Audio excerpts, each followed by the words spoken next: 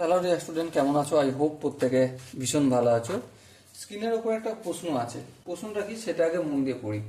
প্রশ্নটা বলেছে √3 ইন্টু সেকে square theta equal two √3 plus 1 into tan theta বেশ প্লাস √3 মাইনাস 1।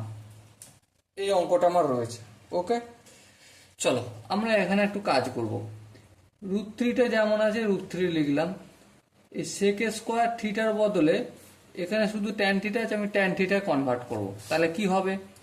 আমরা কি জানি sec square theta minus tan square theta equal to 1।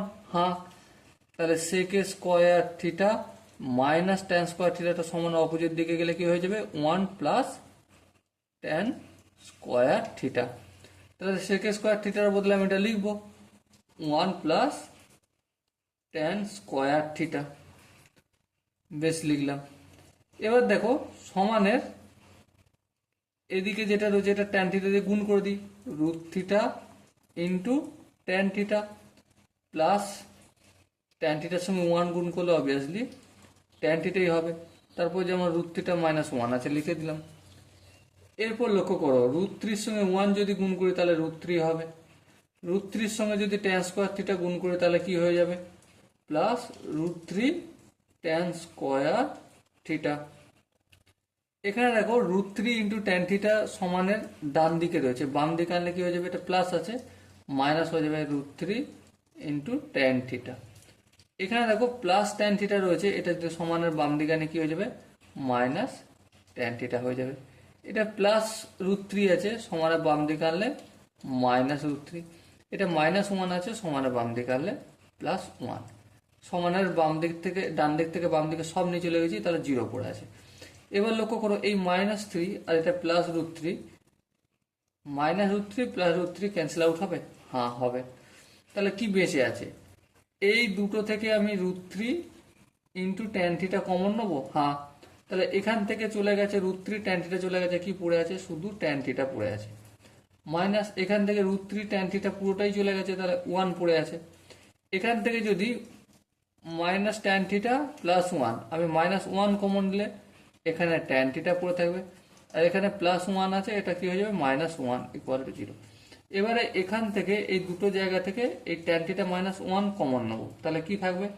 Tan theta -1 into √3 tan theta -1 equal to 0। দুটো সংখ্যার গুণফল যদি 0 হয় তাহলে তারা পৃথক পৃথক ভ্যালু তাদের 0। হ্যাঁ, তাহলে ট্যান থিটা -1 ইকুয়াল টু 0। আবার √3 ট্যান থিটা -1 ইকুয়াল টু 0। তাহলে ট্যান থিটা ইকুয়াল টু কি হলো? 1 হলো। ট্যান কত ডিগ্রির মান 1? Definitely tan 45 degree, tan 45 degree.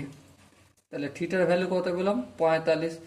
45কে দেখো এখানে অপশনে দেখো, যে 4টে করে অপশন আছে সেখানে সব বৃত্তীয় পদ্ধতি দিয়েছে। তাহলে ট্যান 45-এর ভ্যালু কত? 45 মানে কত? π/4। এটা একটা ভ্যালু পেলাম।